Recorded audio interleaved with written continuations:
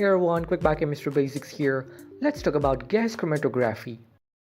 Gas chromatography is a chromatography technique used for the separation of volatile compounds.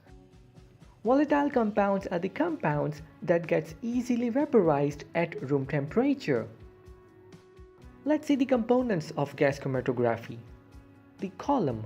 The column used in gas chromatography is very long and arranged in a coil. The column used in gas chromatography are of two types.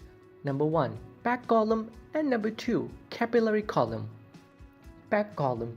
Packed column can be made up of glass or stainless steel. The length of this column can vary from 1 to 3 meters and has an internal diameter of 2 to 4 millimeter.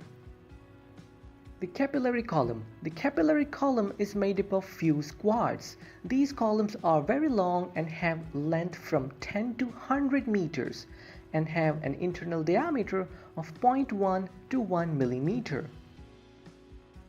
The column is placed in a chamber so that a uniform temperature can be maintained. The stationary phase. The stationary phase is packed in the inner wall of the column. The stationary phase is made up of silicon grease or wax which can withstand a high temperature.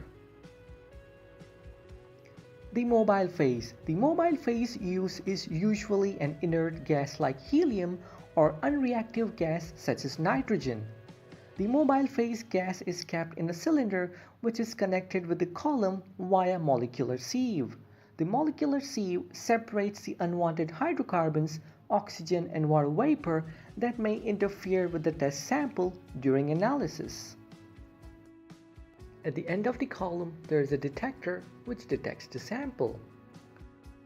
Let's see the working of gas chromatography. The sample which is to be separated is mixed with an appropriate volatile solvent such as heptane, acetone or methanol. Just before the column, there is a septum that allows injection of the sample. The temperature of the injection region is kept 20 to 50 degrees Celsius high as compared to the column. This allows rapid volatilization of the sample. Once the sample is volatilized, it passes down the column where the separation occurs.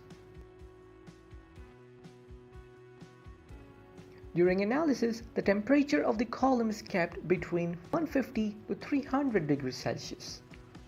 Separation occurs based on the interaction of molecules between the mobile phase and the stationary phase. The less volatile molecules interact more with the stationary phase and move slowly, while the more volatile molecules interact more with the mobile phase and moves fast down the column. Once the separation is completed, the detection is done with a detector attached at the end of the column. One of the most common detectors used with gas chromatography is flame ionization detector or FID. The flame ionization detector has three inlets, one for the carrier gas which comes from the column and the other two for hydrogen and oxygen. The igniter ignites hydrogen and oxygen to produce a flame. When the sample molecules reaches the flame, they get ionized and the electrons are released. Across the flame there are two electrodes, each with a positive and a negative charge. The electrodes detect the electrons generated by the ionization of the sample. The electrons are detected in the form of current which is amplified and detected by the computer. When the sample is detected, the computer gives a peak with respect to the retention time of the sample. The area under the peak gives information about the concentration of the sample. If the concentration is less, the area under the peak will be less, and if the concentration is more, the area under the peak will be more. Now, for the detection of unknown samples, we need to have standards. Let's understand this with an example. Suppose we run methanol as our sample and the peak of methanol is obtained at 5 minutes.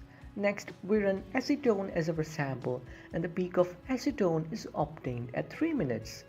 Next, we run unknown sample and we get this chromatogram. Now, using information from the standards, we can say methanol is present in the unknown sample, whereas acetone is absent.